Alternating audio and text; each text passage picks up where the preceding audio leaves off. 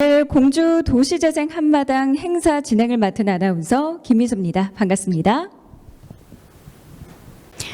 그럼 지금부터 2020 공주 도시재생 미래포럼을 시작하겠습니다. 오늘 포럼 토론을 진행해 주실 분들을 한 분 한 분 소개하겠습니다. 한 분씩 소개할 때마다 큰 박수 부탁드립니다. 먼저 충남 평생교육진흥원의 복권승 이사님 참석해 주셨습니다. 다음은 LH 도시재생지원기구 이상준 수석연구원님 참석해 주셨습니다. 다음은 한국영상대 양광호 교수님 참석해 주셨습니다. 다음은 모건대학교 백송훈 교수님 참석해 주셨습니다. 다음은 스토리텔링 연구소의 김미경 소장님 참석해 주셨습니다. 마지막으로 충남연구원의 전 수석연구위원인 이충훈 박사님 참석해 주셨습니다.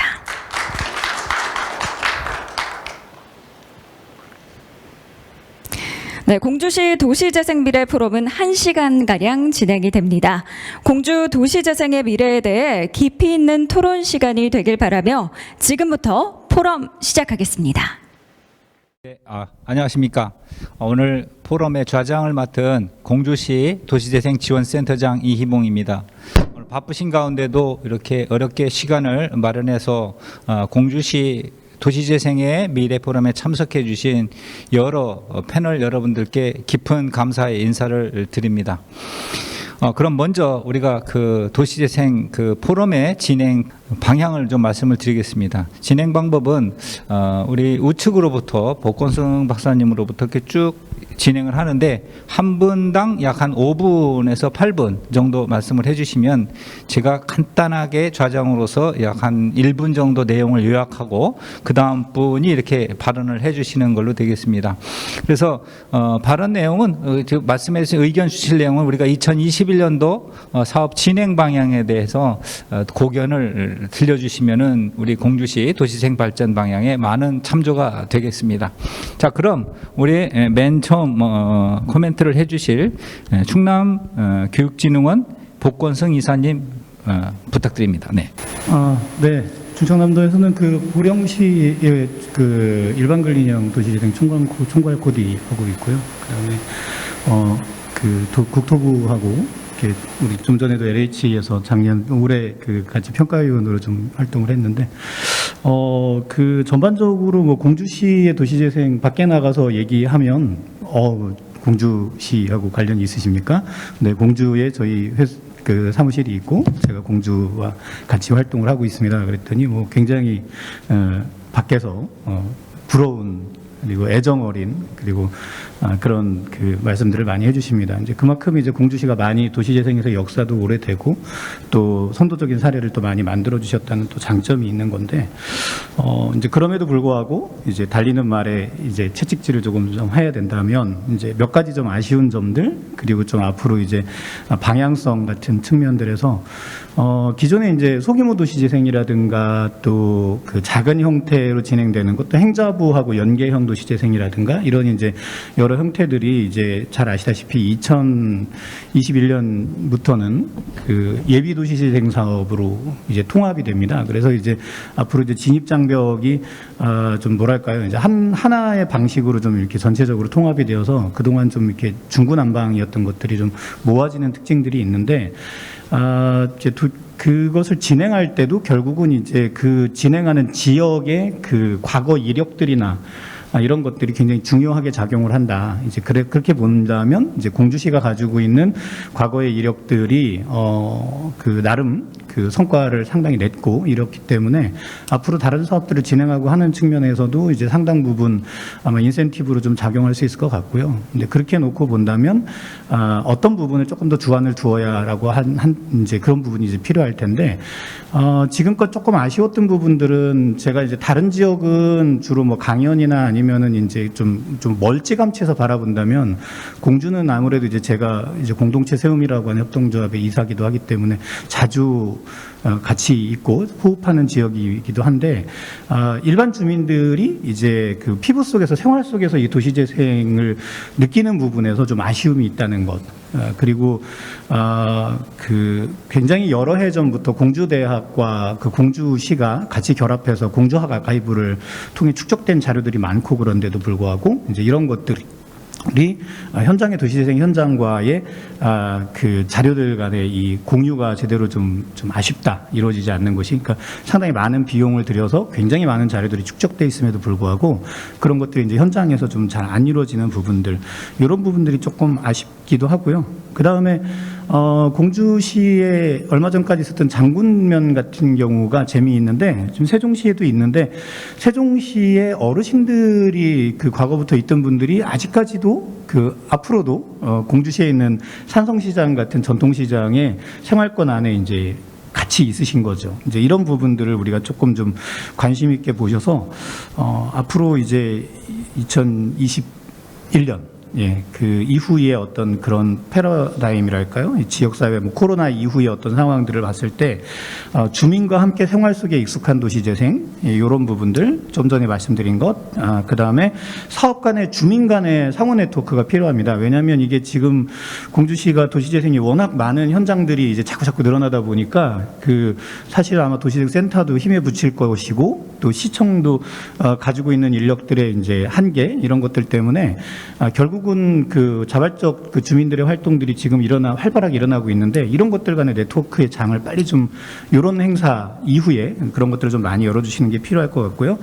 그 다음에 기존에도 이제 청년들과 어르신들과의 소통이나 이런 것들을 많이 하기 위해서 뭐 외부에서 청년들을 좀 데려오신다든지 이런 것들을 통해서 그냥 뭐 술람이나 전람 이런 형식의 관람이나 이런 형식의 관광이 아니라 이제 뭐 보람이나 혹은 뭐 여러분들이 잘 알고 계시는 그런 자람의 그런 그 사람 마케팅을 통해서 관광이나 이런 패러다임이 지금 바뀌고 있다고 보는데, 그런 면에서 공주시가 지금까지 보여온 행보들을 가지고 앞으로 이제 그 코로나 시대에도 좀 작은 단위, 또 언택트의 형태, 이런 형태들을 조금 더 강화시키는 게 필요하겠다. 그래서 지금껏 공주가 보여왔던 장점, 액자 안에다가 예를 들면 뭐 SNS에 뭐 인스타라든가 이런 데에서 이제 보여주는 액자 안에 공주의 예쁜 그림들의 장점들이 있거든요.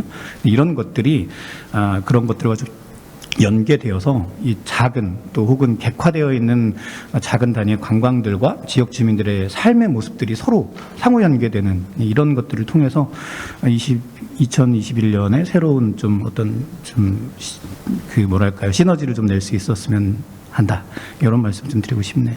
네, 감사합니다.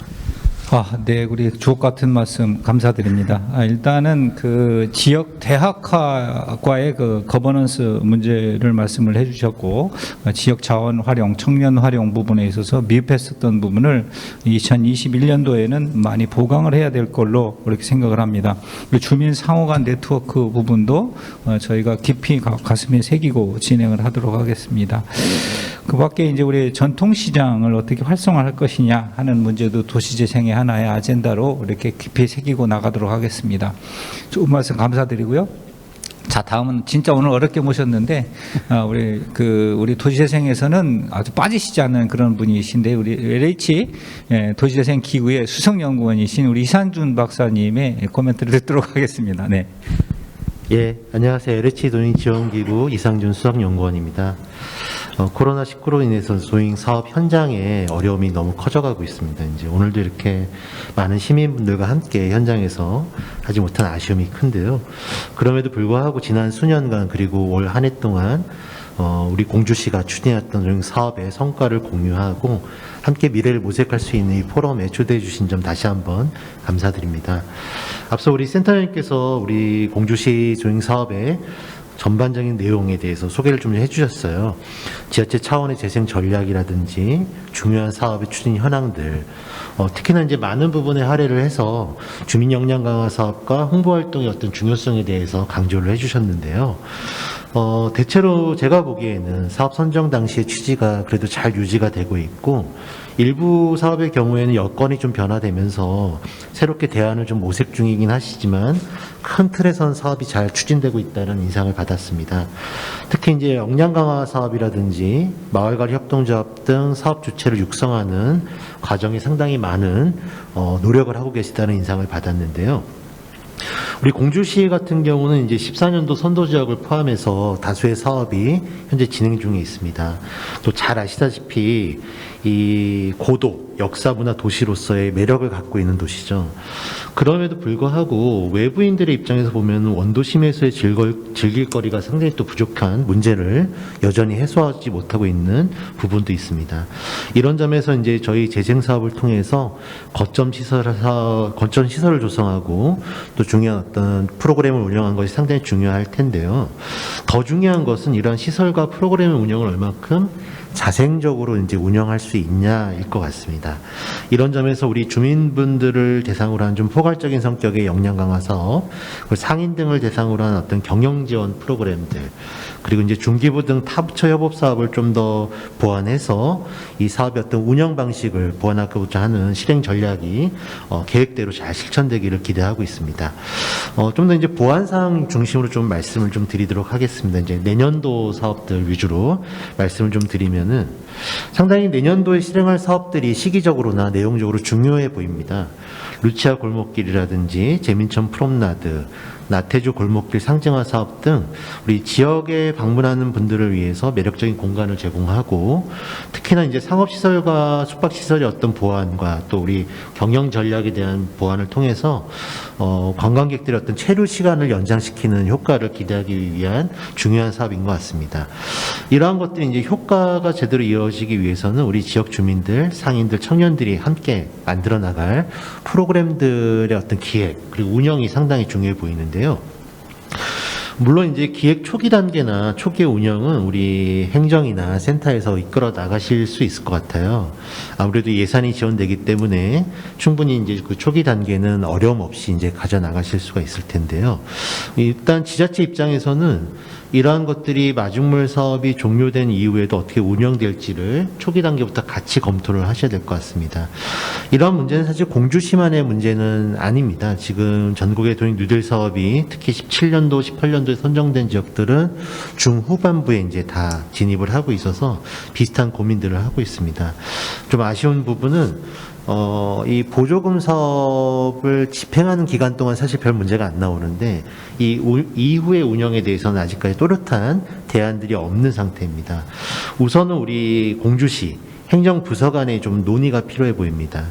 마중물 사업으로 형성된 어떤 거점 시설, 주요 프로그램들의 관리나 지원 주체를 좀 조기에 확정해 주시고 예산과 계약을 담당하는 부서와의 협조를 통해서 물론 자립이 중요하긴 하지만 현실적으로 초기 단계는 어느 정도 지원이 좀 필요해 보입니다. 그런 부분들을 어떻게 할 것인지를 빨리 마련해 필요가 있고요. 참고로 국토교통부에서도 조만간에 이 거점 시설 등의 운영 계획이 잘 수립됐는지를 아마 점검할 예정이신 것 같더라고요. 그런 뭐 점검도 있기 때문에 요 차제에 그런 부분을 미리 좀 준비해 주시면 좋을 것 같고요. 두 번째는 이제 마을관리 협동조합을 포함한 우리 예비 사업 주체분들도 조금 노력이 필요해 보입니다. 사실 이제 이 부분은 국토교통부나 도행지원기구의 잘못이 더 큰 것 같아요. 사실 이제 마을관리 협동조합만 만들어지면은 뭐든 다 할 수 있다라는 식으로 사실 없지 않아 홍보한 것들이 있긴 한데 지금 시점에서는 오히려 수익 구조를 좀 보수적으로 좀 산정할 필요가 있어 보입니다. 너무 장밋빛 전망보다는 좀 현실적인 목표치를 잡고 또 실제로 우리 협동조합 등의 주체분들이 갖고 있는 보유 역량을 고려해서 실제로 좀 너무 어렵지 않게 우리가 수행할 수 있는 사업화 방안 등을 다시 한번 정리해 나가는 그런 단계가 필요해 보입니다. 이런 과정에서 지금까지 해왔다시피 우리 공주시 도민지원센터가 행정과 주민 간의 가교 역할, 그리고 또 사업화 방안에 대한 실무적인 지원 역할을 충실히 잘 해주실 거라고 저는 기대를 하고 있고요. 이러한 내년도 사업을 조금 더 조기에 좀 준비를 해주셔서 우리 공주시가 이 뉴딜 사업 현장에 갖고 있는 공통적인 문제점들을 해소해 나가는 선도적인 역할을 수행해 주시기를 바라면서 제 말씀을 여기서 마치도록 하겠습니다. 감사합니다. 네, 아주 주옥 같은 말씀 감사드립니다. 역시 뭐 명불허전 관련 분야에 오랫동안 종사를 하신 분이라서 아주 가슴 속 깊이 사무치는 말씀들을 많이 해주신 것 같습니다. 특히 이제 공주시에서 저희가 사실은 그 보조금이 끊기고 난 이후에 주민들의 역량 강화를 어떻게 해나갈 것이냐, 그다음에 주민들이 주도할 수 있는 그런 부분들. 오늘 또 팁으로 얻은 것은 거점 시설 운영 계획을 하드웨어 들어가기 전에 우리가 이렇게 사전에 면밀하게 해야 국토부에서 또 뭐 점검도 할 예정이라고 그런 또 팁을 또 얻기도 했었네요. 그리고 전반적으로 거점 시설을 운영하기 전부터 그 다음에 나중에 마지막에 출구 전략까지 생각을 해서 전반적인 부분에서 운영 계획을 수립을 하는 것이 좋겠다고 한 고견은 제가 깊이 새겨두고 우리 내년도 세부 계획을 추진하는 데 있어서 핵심 좌표로 삼도록 하겠습니다. 좋은 말씀 다시 한번 감사드리고요. 자, 다음은 우리 한국 영상대학교 양광모 교수님의 코멘트를 듣도록 하겠습니다. 네. 네, 한국영상대학교 양광호입니다. 그 공주시가 이 도시 재생의 그 발전 단계로 볼 때 이제는 초기 도입 단계를 지나서 본격적으로 이제 그 도약 단계에 이제 들어서야 되는 그런 시점에 있다는 그런 판단이 들고요. 그런 관점에서 보면은 공주시 도시지원센터가 설립이 돼서 아주 많은 일들을 하고 있는 것 같습니다.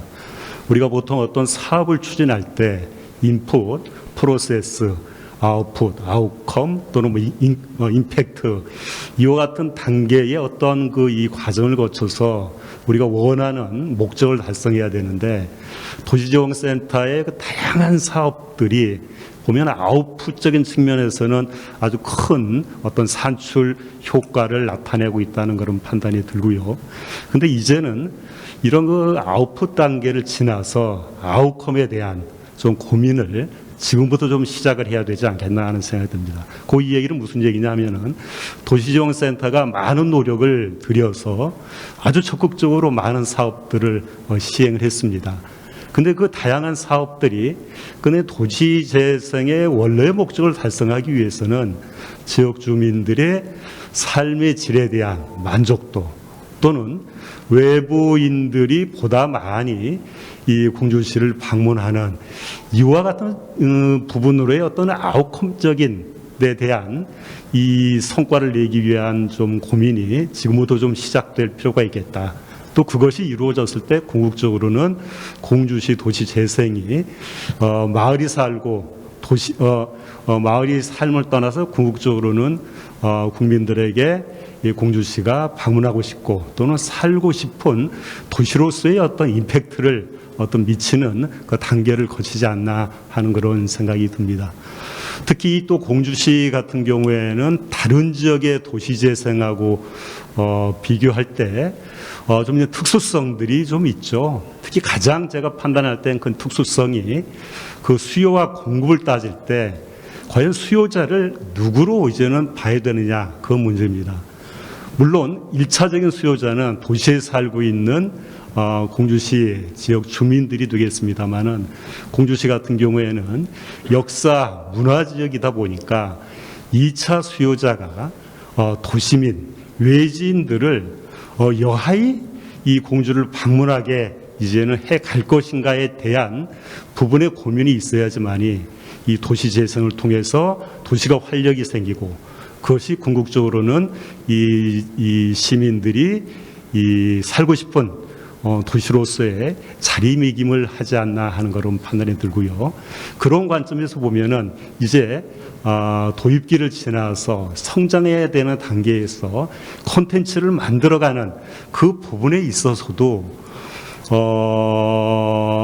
이 콘텐츠를 만들고 나서 도시민들의 방문을 이끄는 것이 아니고 콘텐츠를 만드는 과정에 이 관광객들을 참여시키는 그와 같은 프로그램들이 좀 필요한 그런 어떤 단계가 되지 않나 하는 그런 생각이 듭니다. 올해 이 내년도죠. 2021년도 도시지원센터가 많은 이전 사업들을 추진하고 있는데요. 그 사업 내용들을 보니까 이런 사업들이 있습니다. 숙박시설, 상업시설 매력화 사업 또는 상권 활성화 사업, 상인 역량 및 경영 지원 사업. 그러니까 이 부분 같은 경우에도 중요한 것은 아마 기본적으로 이 사업 지원을 한다고 하면은 많은 이해 당사자들이 이 사업 지원을 받기 위한 아마 이 의사들을 갖고 있을 거고요. 근데 중요한 것은 아까도 그 얘기가 나왔습니다만은 사업 지원이 끊긴 그 다음에 여하의 지역 주민들의 역량을 발휘해서 지속 가능성을 발휘해 간다는 측면인데 이분들이 이후에 그 숙박 또는 상권이 갖고 있는 본질적인 기능을 하는데 과연 여하이 얼마나 참여할 어떤 여건을 만들어주느냐에 대한 고민이 필요하다고 생각합니다. 통상 외지인들을 이 제2차 수요자로 판단할 때 특히 관광 부분이 그 부분이 되겠죠. 보통 이 계절성이라는 부분이 있습니다. 보통 관광철에는 많은 관광객들이 참여해서 숙박시설도 그렇고 상권도 활성됩니다만은 비성수기에는 그런 시설들이 활용되지 못함에 의해서 어떤 경영에 어려움을 겪기 때문에 특히 비수기 같은 경우에는 이와 같은 지원을 받은 이 지역 주민들, 상인들이 비수기 타개를 하기 위한 공동의 노력에 참여할 의지가 있는 그런 여건을 고려한 지원 사업들이 필요하다는 얘기입니다. 제가 2018년도에 공주시 올해관광도시 총 감독을 하면서 어떤 시도를 했었냐면은 이와 같은 비수기 사업을 좀 줄이기 위해서 상권별로 서로 간에 이 어려운 시기니까 이 일부 한 5% 내지 한 10% 정도의 공동 할인을 하는 어떤 정책에 좀 동참을 해달라 이런 접근들을 한 적이 있습니다. 물론 이제는 5% 10%의 할인을 통해서 다른 지역에 방문하고자 하는 관광객들을 우리 공주시로 좀 더 이끌기 위한 그런 시도를 했었는데 어떻게 생각하면 그 5% 10%의 할인이라고 하는 것이 작을 수도 있겠습니다만은 그 부분들 같은 게 또 클 수도 있겠죠. 그런 데 대한 동참들이 생각같이 쉽지가 않더라. 그래서 이와 같은 그 지역 주민들의 숙박시설 상권 지원을 하는 경우에는 공동으로 비수기 타겟 때 이렇게 매력을 패키지로 이끌어서 이 다소간의 본인들이 일정한 희생을 참여하는 그 정도의 그 마음가짐을 갖고 여건을 가진 의사를 갖고 있는 그런 분들에 대한 어떤 지원 방향으로 좀 우선돼야 되겠다 하는 그런 생각이 들고요. 그리고 보통 우리가 공급 모든 것이 다 이제 맞춰진 다음에 그 다음에 이제는 지역 주민뿐만 아니라 외진을 막고자 하는 접근이 아니고 이게 좀 병행으로 가야 되겠다. 이제는 시범 사업들을 좀 활성화해야 될 그런 시기가 아닌가 하는 그런 생각을 갖습니다. 그래서 종합적으로 다시 한번 말씀드리면은 무조건 지역 주민들에게 지원하는 것도 필요하겠지만은 적어도 지속적으로 참여하고자 하는 어떤 의지가 있고 또 특히 잘 될 때는 보통 활성화가 되지 않습니까? 근데 어려울 때 같이 공동으로 그 어려움을 해결하고자 하는 어떤 의지가 있는 부분 중심으로 좀 지원 정책들이 좀 필요하겠다. 그런 좀 말씀을 드리고 싶습니다. 네, 우리 양광호 교수님의 말씀 감사드립니다. 일단은 공주시가 이제 도시재생이 도약 단계에 이르러서 주민 참여도 중요하고 그렇지만은 지속 가능한 그런 어떤 계획을 수립을 해야 된다라는 말씀 주셨고요. 또 그 다음에 도시재생의 수요자가 되는 우리 주민들은 물론이지만 외지인들도 참여를 할 수 있는 어떤 도시재생 방향을 말씀을 주셨습니다. 많은 참조가 될 것 같습니다. 또는 성수기, 비수기를 고려한 여러 가지 그 프로그램을 구상을 해라. 이건 좋은 아이디어인 것 같습니다. 저희가 그 계획을 수립을 할 때 관련된 내용을 많이 참조를 하도록 하겠습니다. 자, 다음 우리 모건대학교 박성훈 교수님의 말씀을 듣도록 하겠습니다. 예, 안녕하세요. 모건대학교의 백성훈입니다. 예, 오늘 저 센터장님 발표를 듣고 나서 어떻게 저렇게 많은 일을 그새 다 하셨을까? 나라면 저렇게 못할 텐데 하는 생각을 좀 해봤습니다. 제가 발표를 들으면서 느낀 거를 말씀을 드리면, 이제는 하드웨어 부분은 거의 다 이제 맞춰지고 완료돼가는 시점이고, 그 안에 소프트 컨텐츠를 무엇으로 채울까가 이 사업의 성공의 관건이 되겠다, 이렇게 생각을 해봅니다. 그래서 저희가 드리고 싶은 말씀은, 이 공주시라는 게 일단 도시의 이름이 예뻐요.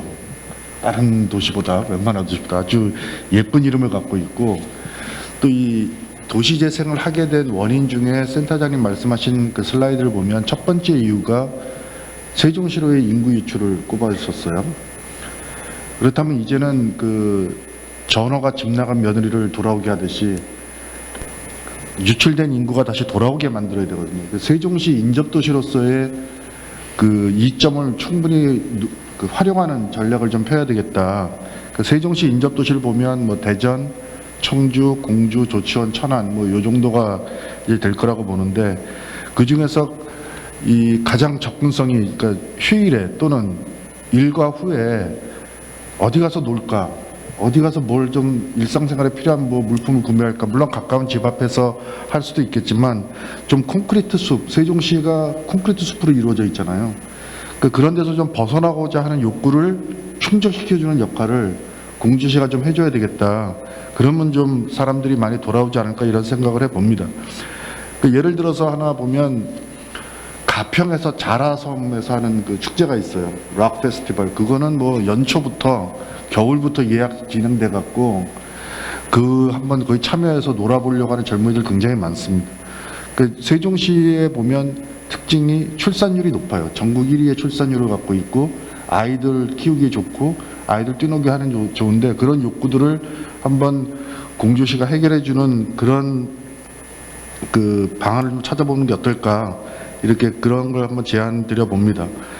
그리고 이 역사를 유난히 강조하구나, 공주가 도시재생에서, 이런 생각을 해봤습니다. 근데 역사라는 것이 최소한 역사에 관심을 갖게 되는 나이가, 연령대가 언젠가 이렇게 보면 한 30대는 돼야 될 것 같아요. 10대 아이들은 역사에 전혀 관심이 없고요. 걔들은 이제 오로지 게임 또는 놀 거, 어떻게 하면 즐겁고 또 영상 이런 거에 관심이 많죠. 그래서 중고생들은 또 역사를 어떻게 바라보고 있냐면 시험 문제로 봐요. 이런 어떻게 보면 또 시험 문제와 연관시켜서 헷갈리기 쉬운 수능에 나오는 문제들 한번, 공주와 관련된 문제 한번 도출해서, 자, 이렇게 외우고 이렇게 대비하면 여러분들이 역사를 쉽게 이해한다, 이런 것도 한번 생각해 볼 수 있을 것 같고요.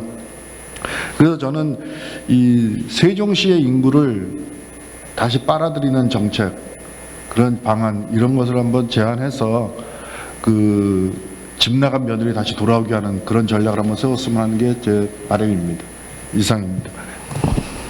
백성훈 교수님 아주 재미있고 좋은 말씀 해주셨습니다.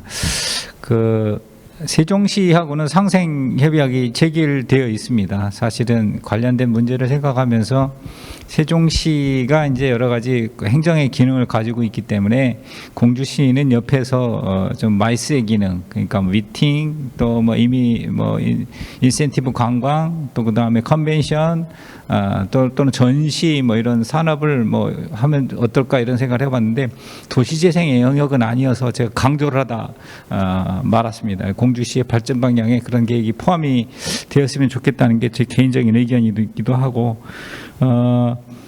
그 주변에 세종시 같은 도시 메가급 도시가 있는 거는 공주시의 장점인 것 같습니다. 잘 활용을 해야 되는데 적절한 코멘트를 해주신 것 같습니다. 그다음에 아주 그 청소년들이 역사에 관심을 갖는 그런 좀 아이디어 아주 재밌게 잘 참조해서 재미난 프로그램을 만들어 보도록 하겠습니다. 자, 그럼 다음은 우리 김미경 스토리텔링 연구소 소장님이신 김미경 박사님의 코멘트를 듣도록 하겠습니다. 네. 네, 반갑습니다.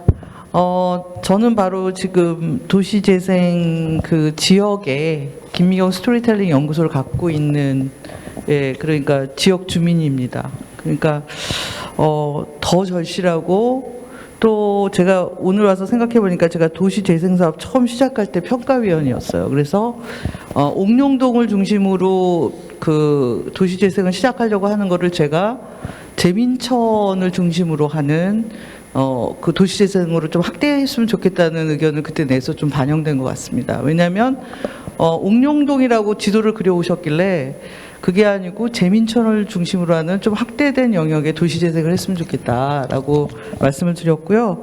오늘 제가 처음 뵀는데 이희봉 공주시 도시재생지원센터장님 열정이 앞으로 아마도 믿음이 가서 도시재생 사업이 굉장히 더욱더 활성화되지 않을까 이런 생각을 합니다. 그래서 굉장히 감사하고요.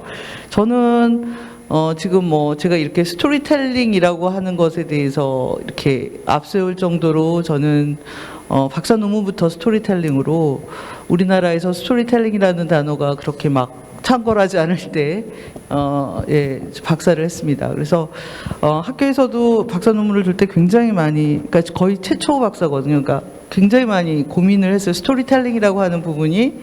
근데 지금 오늘 보니까 도시재생 쪽에서 스토리텔링이라는 단어가 없어서 제가 보니까 봉황 큰샘 고도 공주의 스토리가 있는 소소한 마을이라는 스토리를 기반으로 하는 도시재생 사업을 진행하는 듯 여태가 열심히 이제 스토리텔링에 대한 연계성을 가지고 있는 그런 사업 내용은 아주 많더라고요.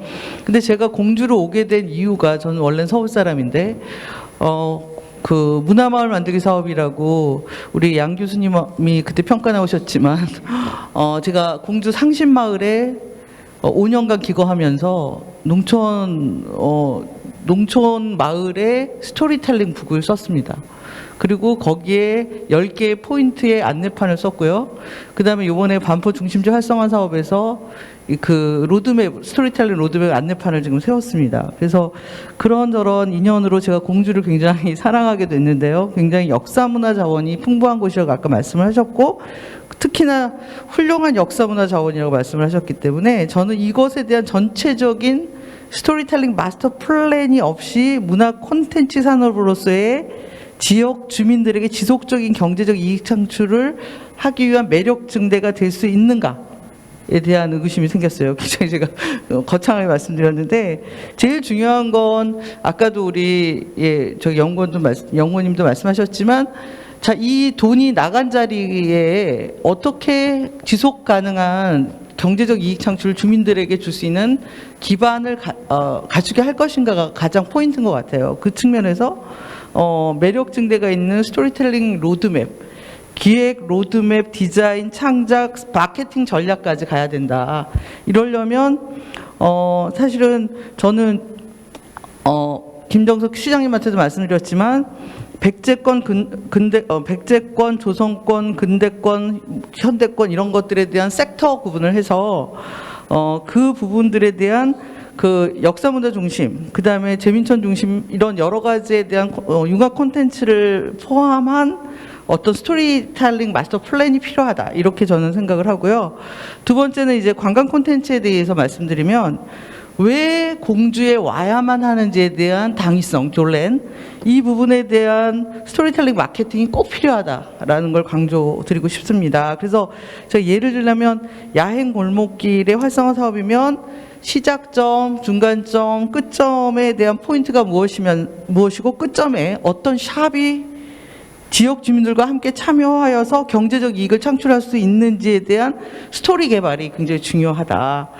그래서 그런 스토리텔링 로드맵 및 그것을 담은 스토리텔링 북도 필요하고 매력적인 글쓰기를 위한 단체적인 워크숍, 그러니까 전문가와 지역 주민이 함께하는 아주 다양한, 왜냐하면 미국은 이제 스토리텔링 개발을 작가만 하는 게 아니고요, 지역 주민과 워크숍을 통해서 계속 같이 아이디어 창출을 통한 그런 스토리텔링 북도, 로드맵도, 안내판도 다 개발하니까 그런 점에 대한 지속적인 지역 주민들과 함께하는 유튜브, 책, 영상 등에 대한 공동 참여, 스토리 개발 및 진정한 특화된 지역 주민 사업 개발이 절실하다. 왜냐하면 스토리텔링이 가지고 있는 스토리는 팩트인데 그 팩트를 위해서는 그 지역만이 가지고 있는 독특한 문화 속성을 가지고 있어야 된다. 우리가 뭐 스토리텔링 계속 얘기하는 게 해리포터 이야기가 그 지역에 있는 신화 전설을 책으로 담고 그 지역이 가지고 있는 관광 상품을 개발했기 때문에 그런 독특한 문화 속성에 대한 우리의 지역 주민과 전문가들의 단체 워크숍이 계속 지속적으로 해야 된다라는 것. 그래서 이야기가 있는 가게 조성 등 지역 주민의 경제적 이익 활성화를 위한 지속적인 그런 투자에 대한 아이디어를 우리가 함께 해야 되지 않느냐, 이렇게 저는 생각하고 있습니다. 네, 이상입니다. 네. 우리 공주 시민이시기도 하시면서 또 스토리텔링을 또 전공하신 그런 전문가다운 말씀을 해주셨습니다. 정말 감사드리고, 저도 공주 시민입니다만은 앞으로 우리 김미경 소장님은 참 상당히 자주 모시게 될 것 같습니다. 왜 그러냐면 저도 이제 그리스나 이제 터키 같은 데를 가보면 수없는 전쟁에 그들이 자랑하는 여러 가지 그런 구조물들, 이런 것들은 다 무너지고 거기에 가보면 다 그냥 잔해더미밖에 없습니다. 남아있는 게 거기에 살던 사람들의 이야기를 듣다 오는 거거든요. 잔해더미 앞에 서서. 그래서 결국에는 제가 공주에 내려와서 우리 시민들에게 했던 이야기도 터키나 그리스 가보니까 뭐 대단할 줄 알았더니 다 무너진 잔해더미 앞에서 설명하는 이야기밖에 없더라. 그렇다고 했을 때 우리 도시재생 방향, 우리 도시의 매력은, 우리는 더군다나 1500년의 유구한 역사의 실체들이 너무나 아름답게, 저는 우리 가지고 있는 유물 하나하나의 스토리만 이야기하더라도 끝이 없을 것 같고, 우리 매력은 결국에는 이야기로 발현이 되어야 되고, 또 그것이 구전돼서 우리 또 이렇게 우리 미래 발전 방향을 그 속에서 저는 찾아야 된다고 생각하는 사람이기 때문에, 궁극적으로는 우리가 여러 가지 도시재생 사업을 하는 것도 그런 소프트웨어적인 콘텐츠 쪽에서 얼마나 우리가 발전 방향을 모색할 수 있느냐, 이것도 저는 핵심 사업 중에 하나라고 생각을 해서 오늘 하시는 말씀 한마디 한마디 너무 주옥같이 가슴에 새기게 되었습니다. 앞으로 활동을 하면서 또 소장님과 많은 것을 의논을 하게 될 것 같습니다. 자, 그럼 우리 충남연구원 이충훈 수석연구원님 말씀 듣도록 하겠습니다. 네. 예, 전 연구원입니다. 제가 지금 마지막으로 이제 발표를 하게 됐는데요. 앞서서 여러 선생님들이 이제 좋은 말씀을 많이 해주셨는데,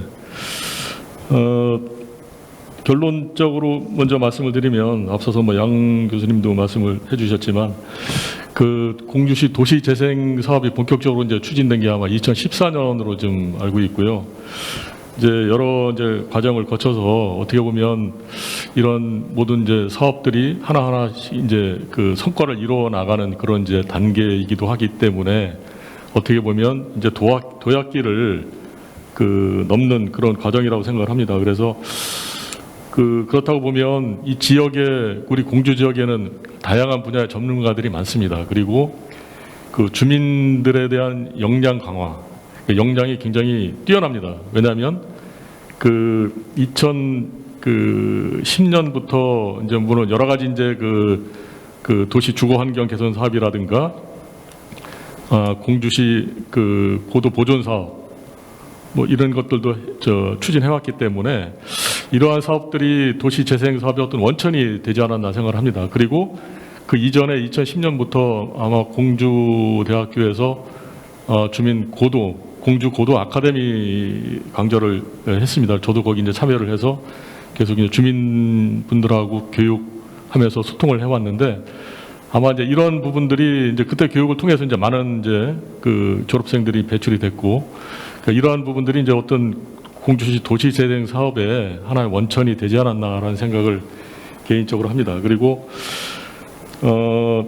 공주시 도시재생 사업이 앞으로 좀 원활하게 추진되기 위해서는 저 개인적으로는 어떤 이제 공주시 앞서 많은 이제 분들이 말씀을 해주셨는데 공주시의 그 역사적인 자원 부분 이런 부분들하고 현대적인 부분들이 결합을 돼서 어떻게 조화롭게 접목을 해야 될 것인지 하는 부분에 대한 고민이 좀 필요합니다. 그리고 이것은 뭐 어떤 경관적인 측면도 마찬가지고 사업의 본질적인 그런 그 소프트웨어적인 부분도 아마 해당이 될 것으로 생각을 하고요.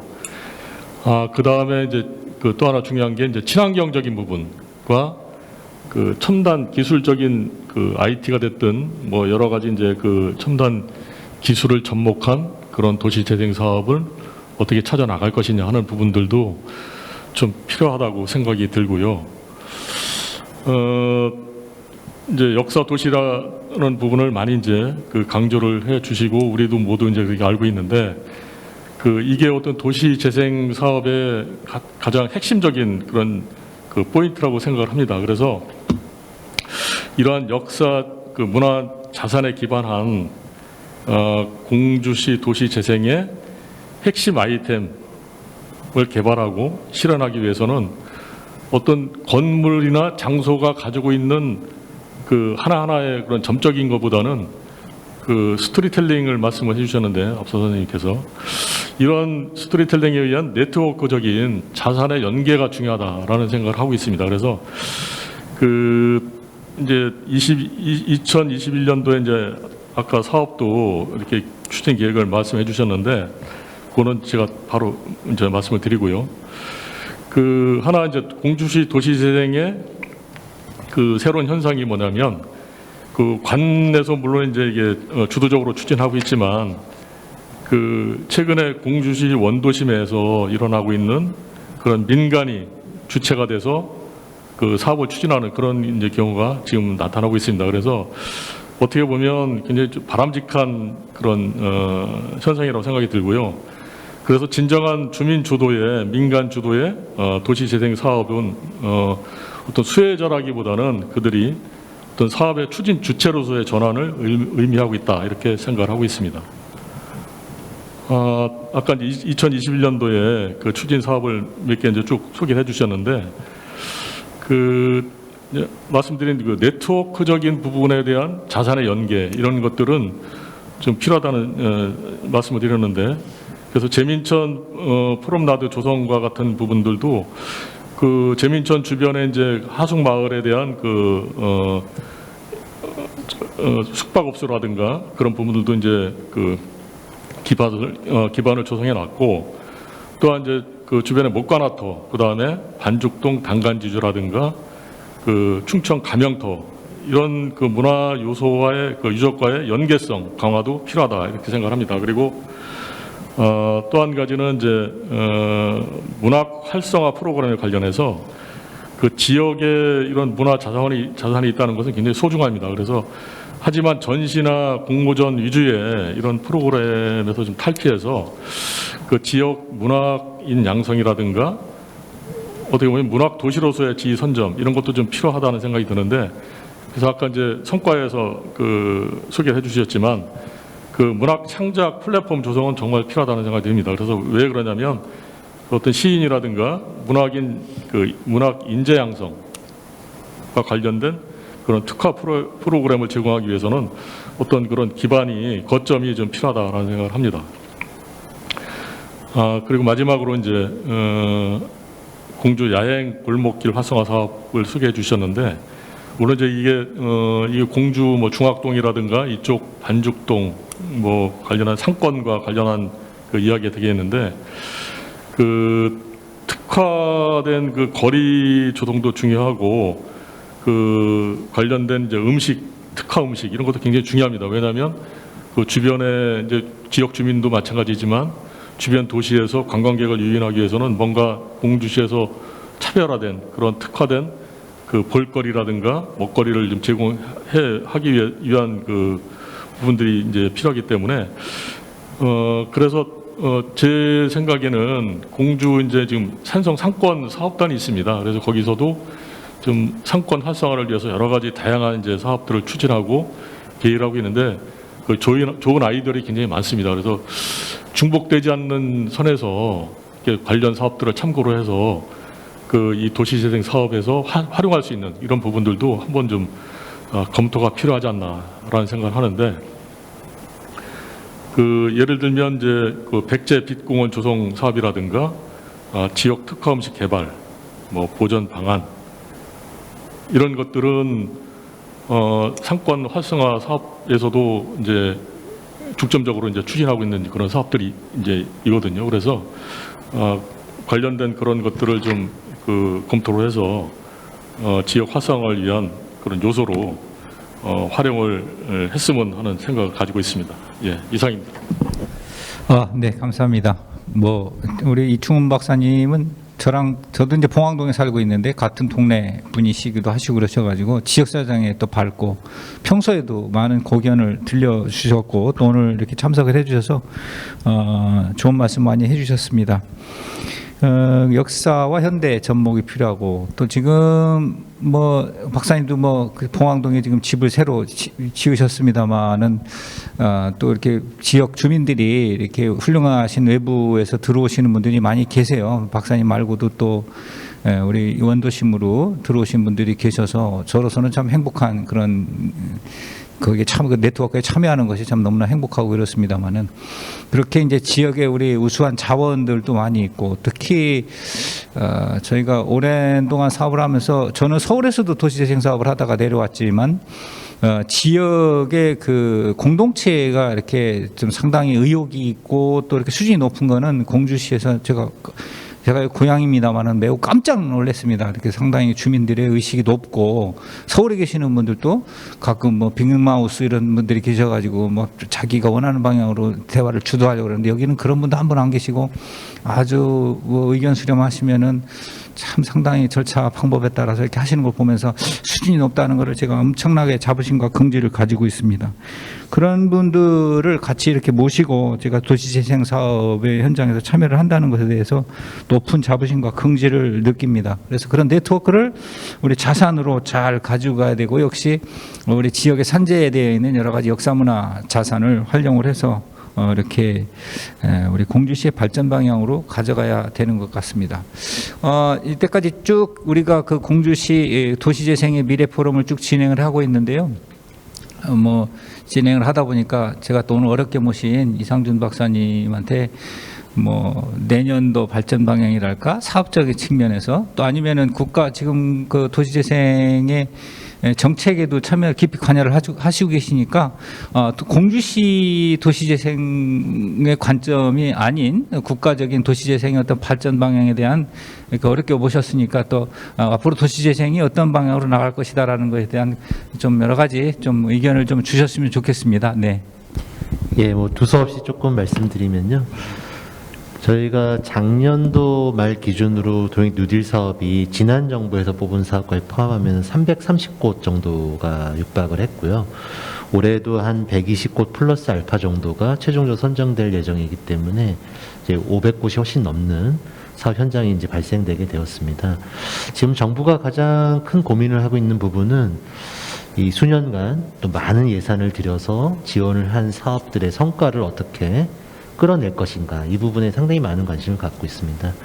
물론 이제 행정에서 하다 보니까 사업의 속도를 높이는 쪽에 아무래도 많은 실무적인 정책들은 조금 더 오리엔트 되고 있긴 합니다만, 그럼에도 불구하고 아까 잠깐 말씀드린 것처럼 거점 시설과 주요 프로그램들을 어떻게 자생지로 운영할지에 대해서 좀 더 많은 관심들이 이제 커져나가고 있는 시점이다라고 볼 수 있을 것 같습니다.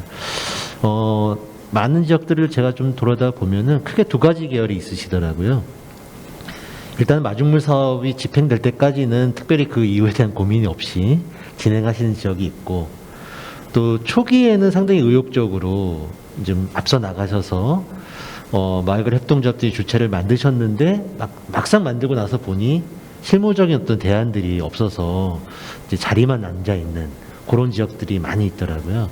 공주 같은 경우는 이제 딱 내년도가 이제 그런 주체분들도 어느 정도 있으시고 거점시설도 조성에 착수한 시점이기 때문에 기왕이면 이제 만드시는 단계부터 후속 단계까지 같이 고민해 주시면 그런 시행착오를 좀 줄일 수 있지 않을까 이런 좀 생각이 들고요.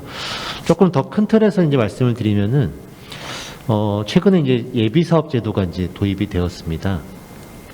기존에 이제 지난 정부의 사업과 이번 정부의 재생 사업이 차별화되는 요인 중에 하나가 과거 정부 같은 경우는 이제 본 사업에 대한 지원만 했다면 지금 정부에서는 단계별로 지원 프로그램들을 좀 다양하게 만들었는데요. 저희가 한 4년 정도 운영을 하다 보니까 이 취지와 또 다르게 운영되는 문제점들도 많이 생기더라고요. 예를 들면 주민참여 프로젝트 같은 경우는 주민분들이 실습을 해서 뭔가 그 결과물들을 만들어내는 게 가장 중요한데 전문가들의 어떤 컨설팅 위주로 사업이 좀 변질되기도 하고 또 사업화 지원 사업 같은 경우는 사업화 지원을 통해서 만들어진 예비 경제 주체가 저희 재생 사업에 참여하셔야 되는데 그런 사후적 관리가 잘 안 되는 부분도 있었던 것 같습니다. 이런 것들을 결국에 이제 다 합쳐서 예비 사업이란 개념으로 이제 전환을 하게 됐는데요. 큰 틀에서는 유사합니다만 두 가지 정도가 많이 강조가 되고 있습니다. 이 예비 사업을 통해서 형성된 어떤 주민분들의 주체가 이 예비 사업 단계에서 조직화되고 더 나아가서 지역의 다양한 단체들과 어떻게 연대해서 본 사업 단계에 들어왔을 때는 얼마큼 사업의 주체로 성장해 나갈 것인가. 이게 첫 번째 관점이고요.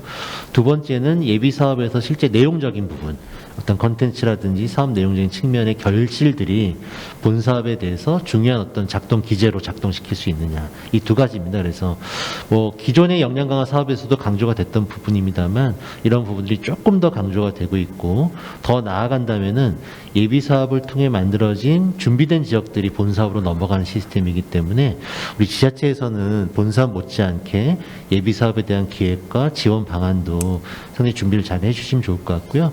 약간의 팁을 드리자면은 우리 지자체 단위에서 아직 사업화가 되지 않은 곳에 다양한 프로그램들을 사실 지원하실 수 있는 소액 정도는 가능하실 것 같으세요. 그런 것들을 조금 자체적 준비를 해주신다면은 예비 사업 선정될 때도 좀 유리해지고 또 아무래도 준비가 한번 거쳐서 온 지역이기 때문에 예비 사업의 성과도 조금 더 빠르게 낼 수 있는 장점이 생길 것 같습니다. 크게 뭐 예산이 많이 들지는 않는 수준이기 때문에 그런 것들을 우리 센터에서 한번 지자체 행정과 검토해 주셔서 좀 자체적인 어떤 프로그램들 혹은 기존에 있던 프로그램들을 좀 보완해서 만들어 주신다면은 상당히 정부 정책에도 잘 부합되는 지자체 시책으로 잘 될 것 같습니다. 네, 아주 상당히 도움되는 말씀 많이 잘 경청해 들었습니다. 역시 이제 공주시의 도시재생의 발전 방향은 일단은 우리가 이제 기초적인 방향 설정을 했습니다만은 우리한테 이제 올해 또 주어진 여러 가지 책무들을 어떻게 또 잘 수행해 나갈 것이냐, 예, 그런 것들이 또 관건이 될 것 같습니다. 자, 시민 여러분 어떻게 들으셨습니까? 오늘 여러 패널들을 모시고 이렇게 우리 2021년도에 공주시의 도시재생의 그 방향성에 대한 고견을 들었습니다. 우리 도시재생 지원센터는 올해 우리가 이제 했었던 목표를 달성을 완료를 하고 또 내년도 추진 방향을 이렇게 설정을 해서 시민 여러분과 함께 우리의 방향성을 이렇게 어떻게 해나갈지에 대한 여러 가지 그 논의를 진행을 해나가도록 할 예정에 있습니다. 오늘 논의된 내용은 내년도에 우리 그 도시재생 사업의 역량 강화 사업, 그 다음에 발전 방향성에 반드시 참조를 해서 우리 공주시의 도시재생의 방향성에 부합되는 그런 도시재생으로 공주시의 활력을 증진할 수 있도록 최선을 다하도록 하겠습니다. 자, 그럼 이상으로 공주시 도시재생의 미래발전 포럼을 마치도록 하겠습니다. 오늘 참석해 주신 여러 패널 여러분들께 감사드리고 시청해 주신 우리 시민 여러분께 깊이 감사드립니다. 감사합니다.